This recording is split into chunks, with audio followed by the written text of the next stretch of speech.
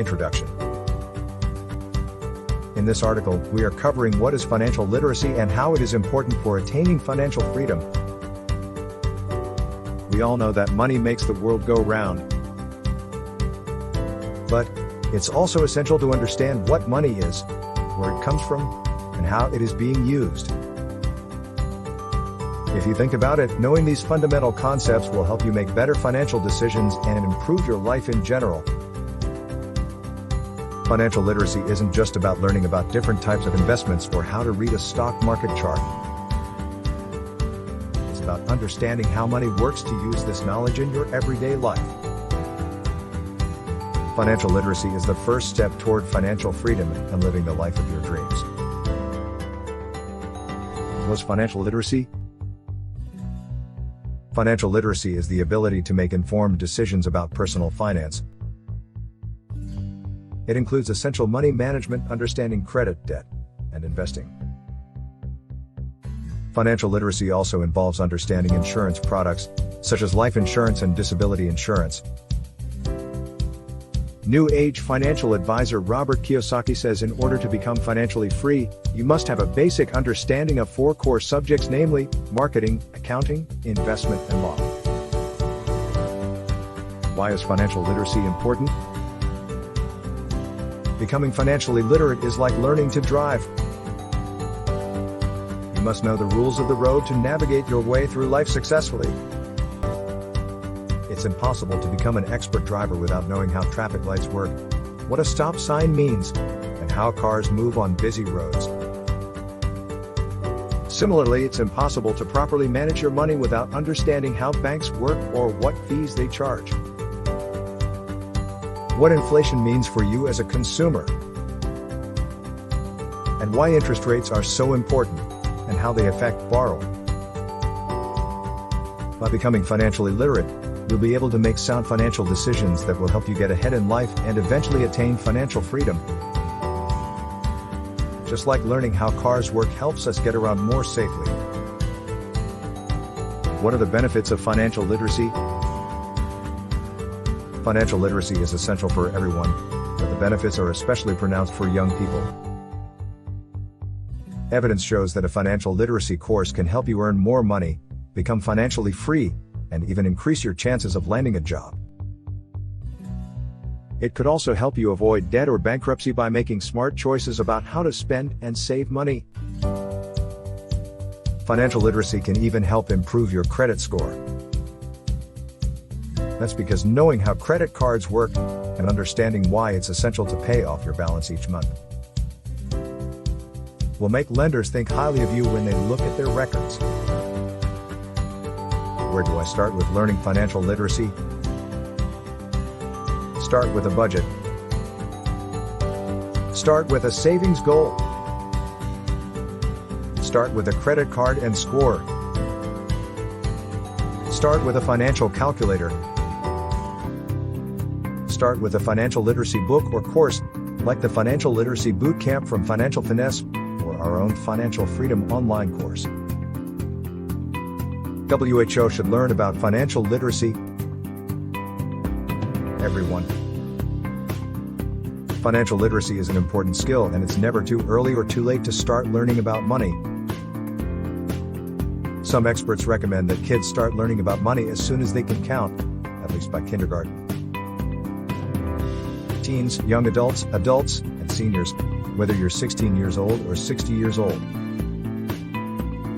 There are many reasons why you should learn about your finances. If you want to start a business someday,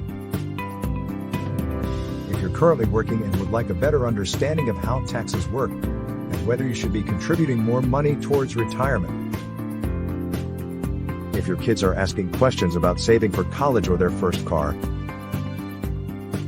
How can I improve my financial knowledge? Here are a few ways to improve your financial knowledge. Read books on personal finance. There are many great books out there that can help you learn how to manage money and make it work for you. Use a financial calculator to crunch numbers and make sense of confusing financial concepts. Make sure you have the right calculator for the task, such as investments or loans. Use a financial management app or several to keep track of all your account balances, transactions, expenses, and bills so that they don't slip through the cracks when life gets busy. Work with a financial advisor. This person will answer questions about specific situations and provide advice about how best to handle them financially for things like retirement savings plans or college savings accounts to become more accessible. 6 steps to financial literacy. 1. Begin with a budget. If you're unfamiliar with budgeting, it's a way of allocating your money to fulfill your goals and have some left over for emergency savings. If you don't have a budget, chances are that when something comes up, a medical bill or an unexpected car repair, you won't have enough saved up to cover it. The first step to financial literacy is ensuring that each month starts with a clean slate so that there's no backlog of bills languishing in your bank account. To create a budget, define what is and isn't included in your spending plan. Set realistic expectations for how much money goes out and how much comes in every month. Below are the best apps to help you budget. Mint Good Budget, Wine app. Every Dollar, Personal Capital, Pocket Guard. Honeydew Fudget. 2. Improve your credit score. If you want to improve your credit score, start by understanding how it works. Your credit score is between 300 and 850, reflecting how well you manage your finances. It can be used to determine whether you're eligible for things like loans and mortgages, and it's often used as a measure of trustworthiness in other areas of life, too. Like the ability to rent an apartment or even get a job. You may already know that having good credit is essential for many things, but did you know that having poor or bad credit can also impact what kind of insurance premiums you pay? If ever there was a reason to take care of this part of your financial health. The range goes from 300, 850, below 600 means poor, above 650 means excellent. Most people fall somewhere between 650, 700 on average. This means they have good credit scores with room for improvement, if they improve their scores by just 10 points. The higher the score, the better, but there are some cases where lower scores could still be considered good, too. We'll get into those later. The following apps helps to boost your credit score. Credit Karma, Credit Sesame Mint, Credit Wise, and MyFICO. 3. Protect your assets. Protect your assets by having a power of attorney, which allows someone else to make decisions for you if you cannot do so yourself due to illness or injury, as well as other situations. Protect your assets by having an emergency fund. Protect your assets by having insurance. Protect your assets by having a will. Protect your assets by having a trust fund. 4. Save for unexpected expenses. The best way to prepare for unexpected expenses is to set aside a small amount each month.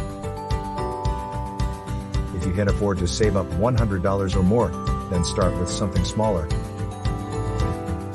This might mean putting aside $50 or even less per month. Make sure it's money that will stay in your savings account until it's needed, without being touched for other things like groceries or entertainment. By saving this much each month, you'll be able to cover things like car repairs, replacing broken appliances, and sudden medical bills without taking out a loan or putting the expense on credit cards, which can have high interest rates. 5. Reduce spending on wants and one-time purchases. Reduce spending on wants and one-time purchases. You don't need to make a budget if you're disciplined enough to stick to what you have, but it can help if you'd like some accountability. This is especially true if you're prone to impulse shopping or taking out credit cards for fun things. For example, if an item has been on your wish list for months or years, consider waiting until the price drops before purchasing it. Even better, ask yourself if there are any cheaper alternatives available in stores near your home or online at sites like Amazon Prime Day deals. 6. Diversification. Split your income into checking, savings, and investments. Now that you've taken the plunge and opened a checking account, set up the other 3 parts of your money management system. An investment account. This is where you'll keep cash for investing in stocks, bonds, mutual funds, and other vehicles for growing your wealth over time. You should have enough money in this account to cover 6 months' living expenses. A retirement account. These are intended for long-term savings. You don't need to tap into these funds until you retire. You can invest this money through an IRA or 401k, or use it to save up for major purchases,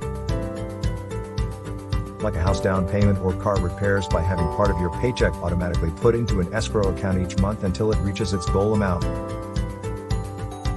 A savings account. Use this one only when necessary, like if something unexpected happens like car trouble or an emergency trip to the dentist. Because once all 3 accounts are full, there will be no place else left to put extra cash. We need to know the basics of money management to make the most out of what we have. Let's face it, money management can be confusing. That's why we need to know the basics of money management before we make any decisions. Some people might think they already know everything they need, but they don't. Financial literacy is important because it can help us make better decisions about our money and avoid financial mistakes, which eventually leads us to financial freedom.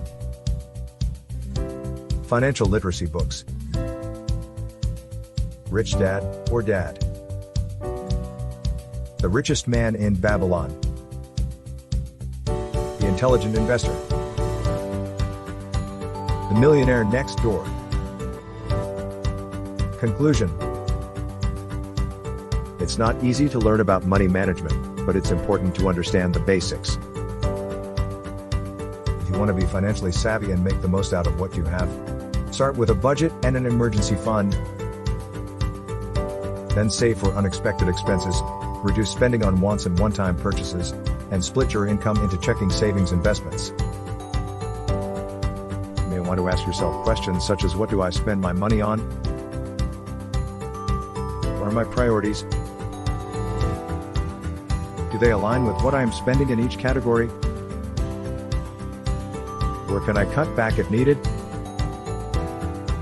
All the information in this article is putting you on the right track towards financial literacy, but if you are interested in taking a closer step toward financial freedom,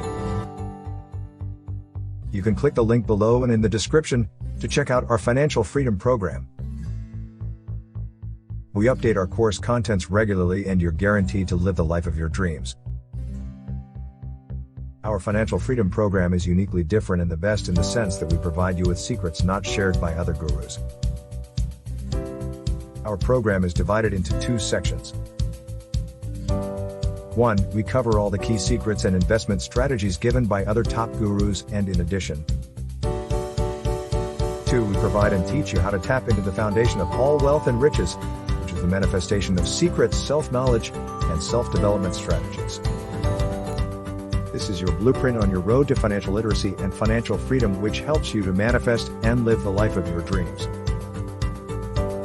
With the right foundation set in place, you're guaranteed to remain a multimillionaire irrespective of the obstacles you face along your financial freedom journey. Join over 14,000 students in a lifetime enrollment. Click the Financial Freedom link below and in the description to learn more. We're looking forward to seeing you on the winning team. You could also check our website link in the description to read our blog articles and learn more. Stay blessed.